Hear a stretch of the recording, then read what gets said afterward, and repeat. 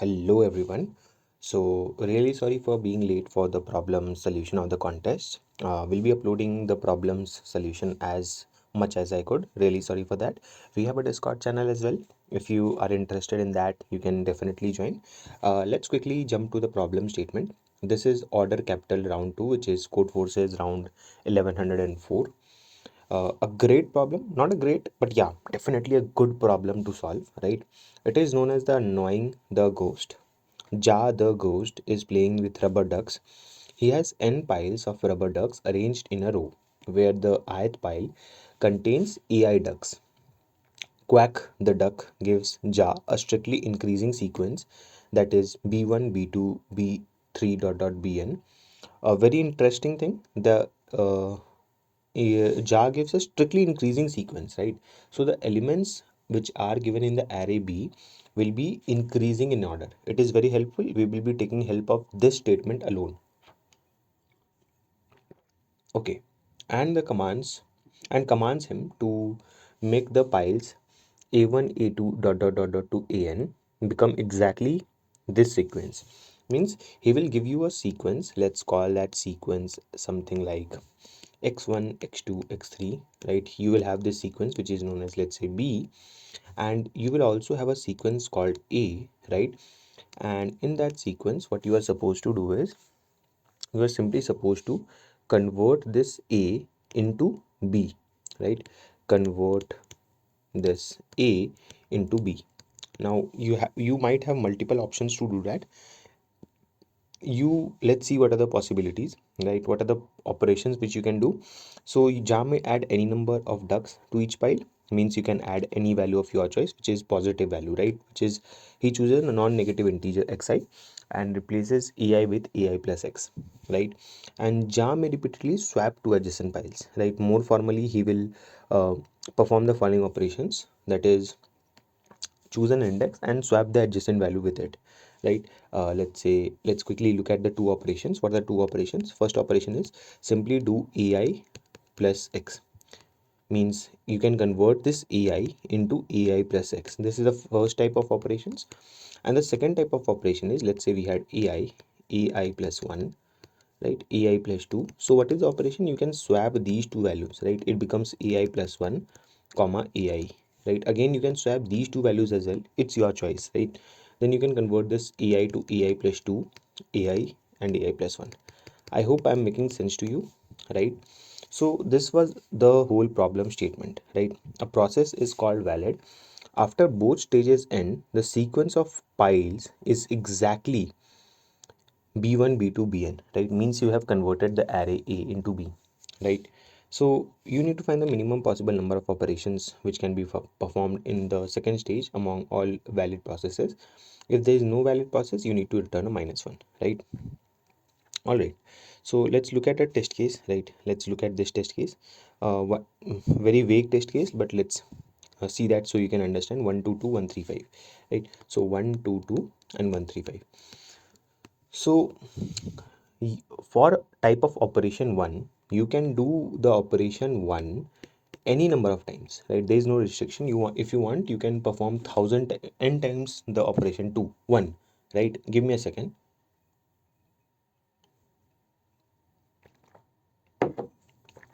Yeah, so operation 1 can be performed any number of times. There is no legal bound on it, but you need to minimize the number of operations too, right? Minimize the number of operation 2. All right. So let's look at uh, let's look at this case. We were looking at a test case. Really sorry for that. So if we look closely, this is already matching. For this, you can apply type 1 operation and convert this into +1. This becomes 3, and for this you can apply +3. So the array ultimately becomes 1, 3 and 5, right? And now if you look, the array is exactly equal to B, right? So in this you did 0 operations, right? So I hope the actual problem statement was clear to you. Now let me give you a few hints on which side should we be thinking, right? So first of all, if you have given a thought to this problem, this is a sorting based problem, right? So even any given day, if you feel that, hey, I don't understand how, or I don't get to solve good sorting problems, there is a great sheet which is the CSCS sheet, and it has sorting and searching problems. It is absolute banger. Like, you can solve all the problems, and I guarantee you that you will be like expert in sorting and searching ad hoc type problems, right? So go give it a try, right? Let me give you the first hint. The first hint for the problem is sort it, right? Now you might be thinking, hey, even if I sort, what's the use of it, right? Let's say um, my array A was given to me. Let's create a copy of array A. I'm calling it a copy of array, right? Let's take a case where the answer is first minus 1, right? Let's say this has answer of minus 1, 5 1 and 2 4, right? Now you will understand why, right? Let's say 5 1, which is sorted, is 1 5, and the other value is 2 4, right? So see this, if this value is 1, this is 2, right? You can increase the value, right? You can add a plus 1, and this is good to go, right? Now this is 5 and this is 4. Can you convert this 5 into 4 any given day? No, you can't. Can add a positive value, but you can't add a negative value to it, right? So this will return a minus 1. Why did it get return a minus 1? Because after sorting, right, if my array A at for all elements of I, right, where I goes from 0 to n minus 1, right, if any array of I is greater than any BRR of I, then you are done, right? Then you can return a minus 1. Now see, whenever you are solving a problem, have a proof for it, right? I have worked with this rule and this definitely works, right? Now why this statement is true, right? Let's say my array had, at any given point, everything was going good, right? At any point I had a value called 6, right? Really sorry for this. Let's say I had a value 6, right? And this, in this BRR, the value was, let's say, only 4, right? Now you tell me, how will this 4 cope up with any element in array? Because all the elements up till this point were either less than equal to BRR, right? Because if ARR is smaller, right, is small, we can add value, right? We can add positive numbers to it, right? But if it is already greater than BRR, then you can't add any value and convert it to 4. Getting it? So that is the reason, if at any given pair of I, if we are seeing that, hey, array of I is greater than BRR of I, then hey, you are done. You need to return a minus 1, right? I hope this is clear to you, right? So the first statement should be that, hey, create a copy of array which is sorted, right? Which is sorted. And then you simply check that if ARR of I is greater than BRR of I, then return a minus 1, right? I hope till this point you are on the same page with me, right? Now let's look at the second condition, right? Second condition now. The very important line which was given to you in the problem statement was that BRR is sorted, right? Or BRR is in increasing order, right? Now, what do I mean by that, and why I am emphasizing on this so much? See, let's say I had a BRR. Let's call the elements x1, x2, x3, x4, right? And the values are increasing, right? What does this mean? That this value is greater than this is greater, and this is greater, right? Okay, so what I'm claiming to you is, for this x1, right, in the non-sorted array, or the random array which is given to you, random array, you, which is, random array is nothing but ARR, right? Don't get confused, right? So random array which is given to you, you find the first index, find the first index where array of I is less than equal to BRR of I. Now, why I am saying so? See, let's say we had an array called, let's call this y1, y2 and y3, y4, right? These are all in the sorted form, right? Wait a second. Yes, these are all in the sorted form, right? Now for any value x1, if you find the first most element which is less than equal to BRR of I, what does this mean? That y1 is less than equal to x1, right? Let's say you found that element at y2, for instance, let's say, right? Then you tell me one thing, how many swaps will it require? Number of swaps will be, first let's look at number of swaps. Number of swaps will be, this is the index, so you need to swap it once, right? Let's say I was at this place, right?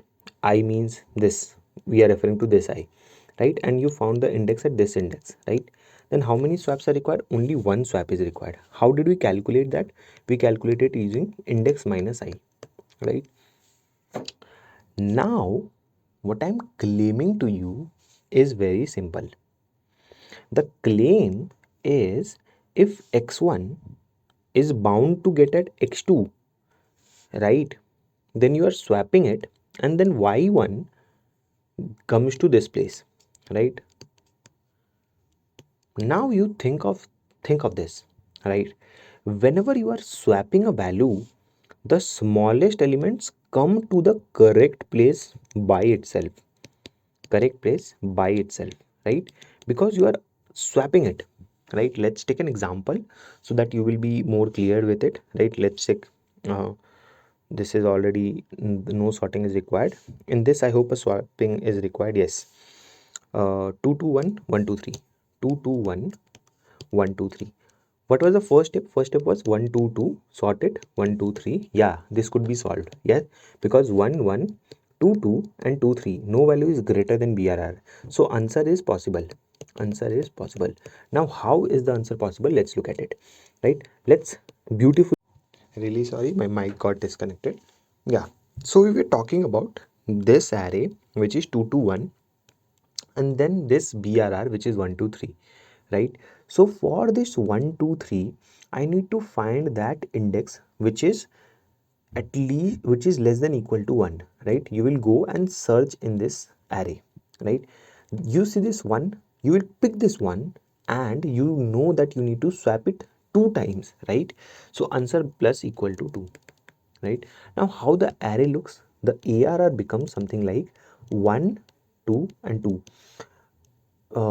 The array elements were not good, but if you look closely, really sorry for this, if you look closely, the elements got shifted to its right. How? Let's quickly look to it, right? Let's say we had 4 3 2 1, right? Now if you want this 1 to come at this particular index, how will you do that?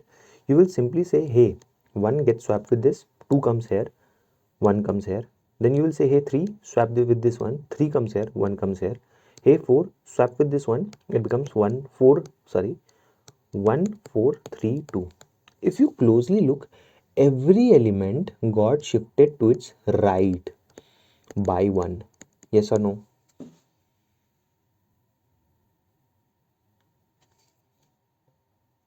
So if you look closely to this, the array till this point has somehow become sorted, right? Now for next element, let's say I want to find, because the array is increasing in order, so let's find an element. Let's say we want to bring this 2 to this index, right? So what will happen is it will become 1 2 4 3, right? And if you look closely, the array till this point will become sorted, right? So what I'm claiming is, if you follow these step, right, the BRR becomes sorted, right? And you can perform the operations which we were finding till now. And what was the operations? How many swaps do I require? The number of swaps is nothing but the current index which you found in ARR minus ith index. That's it. That's the plus answer, number of swaps that you need to do, right? So that was the whole problem. Let's look at the submission for this, right? So what I did is, first took the input of the array, right? ARR and BRR, right? Then I created a copy, sorted that copy, created a flag which had a value 1, right? And even if at one point, if my copy of I is greater than BRR of I, then I will simply say flag equal to 0, right? And if flag is 0, then we will simply print -1. Else we will calculate the number of steps. So for I equal to 0 to n, index is -1. For j equal to I to n, if ARR of j is already less than equal to BRR of I, right, then we can say, hey, we don't need to do anything. Else we will find the first index where the ARR of I, ARR of j is less than BRR of I, right? After finding that index, I know that number of swaps will be required is index minus I. I showed you how that is true, right? And the selected duck will be array of index, right? And what I will do, I will shift every element to its right. How I'm doing it? For index I, k equal to index to k is less than I am just doing array of k equal to array of k minus 1. And if you look closely to this, let's say this was my index, right? And let's say I'm at this position. So what will happen? The value, let's say 4 initially was here. This 4 will come to this point. Now, how will you represent it? You will simply say that, hey, array of k, which is, let's say, this index, this will be having the value of array of k minus 1. That's it. That's how you will shift every element to its right, right? And answer plus equal to we already did, and we will simply print the answer, right? So this was the whole code. The time complexity of this code is big of n square, and the problem expected you to write a solution which works in big of n square. So this will definitely get accepted, right? So I hope I was able to make you understand the problem solution. If yes, please do give a like, do subscribe as well. Motivates a lot. Thanks for watching.